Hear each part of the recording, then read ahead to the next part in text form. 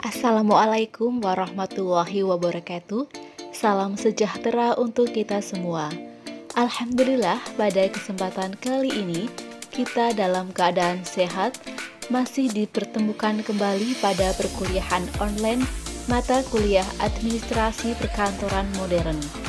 Selama 60 menit ke depan, saya akan menjelaskan mengenai penerimaan tamu kantor. Di akhir materi ini, saya berharap semua dapat memahami bagaimana cara menangani atau menerima tamu kantor.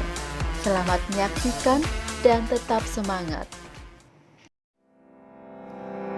Tamu kantor adalah seseorang atau kelompok orang yang ingin mengunjungi perusahaan atau instansi tempat kita bekerja dengan kepentingan dinas maupun kepentingan pribadi.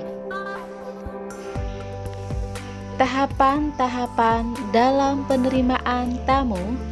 Yang pertama, membuat janji dan konfirmasi. Yang kedua, membuat catatan mengenai identitas tamu. Yang ketiga, menerima kedatangan tamu.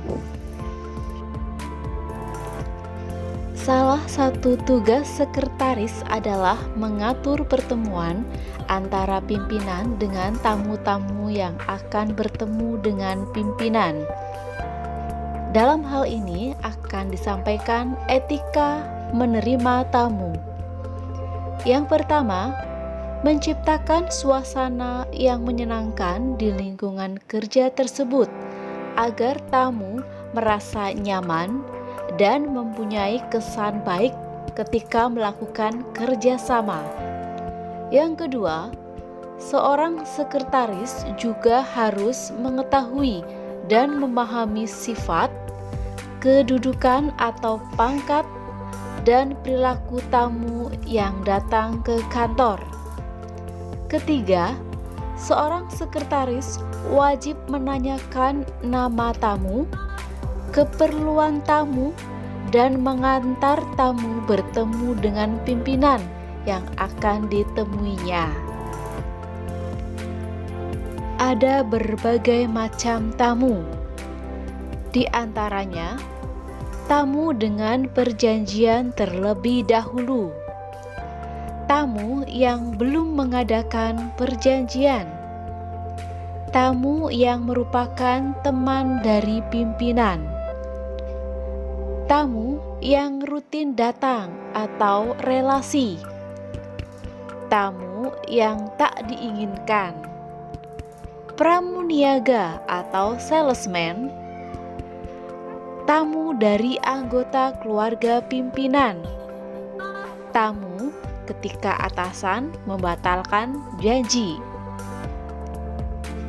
Menurut Ursula Ernawati, etika sekretaris dalam melayani tamu kantor antara lain berpenampilan rapi, bersih dan segar, berperilaku sopan dan ramah, ekspresi wajah yang hangat, menghafal nama tamu, senang bergaul dan luwes, menjadi pendengar yang baik,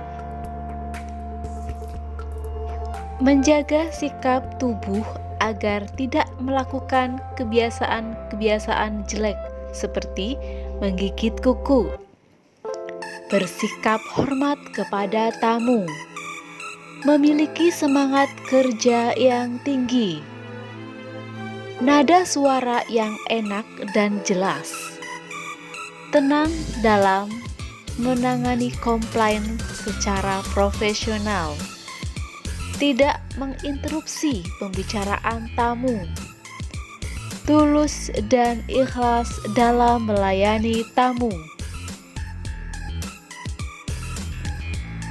Pada prinsipnya, semua karyawan harus dapat bertindak sebagai penerima tamu.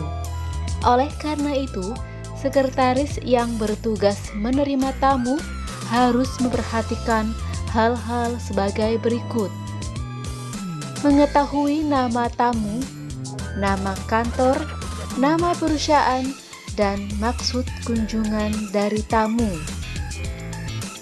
memberikan kesan menyenangkan, dan menunjukkan kesan yang baik. Menyapa, menghormati, memberi bantuan dengan informasi yang tepat, dan memberikan pelayanan sebaik-baiknya secara wajar. Mengetahui dengan pasti hal yang boleh dan tidak boleh diberitahukan kepada tamu. Menghubungi pejabat yang lebih berhak menangani masalah yang dibawa oleh tamu sesuai dengan kebijakan yang ada di dalam kantor. Bila tamu terpaksa menunggu, ciptakan suasana yang menyenangkan. Bila pejabat yang diinginkan tamu tidak ada di tempat, mintalah kepada tamu agar meninggalkan pesan. Catat pesan itu dan beritahukan pada pejabat yang dikehendaki oleh tamu. Dalam penerimaan tamu, kita harus menyiapkan formulir kedatangan tamu. Formulir kedatangan tamu ini berisikan data diri dan maksud tujuan tamu berkunjung ke perusahaan. Untuk lebih lengkapnya, formulir kedatangan tamu juga harus ditandatangani oleh penerima tamu serta tamu yang bersangkutan.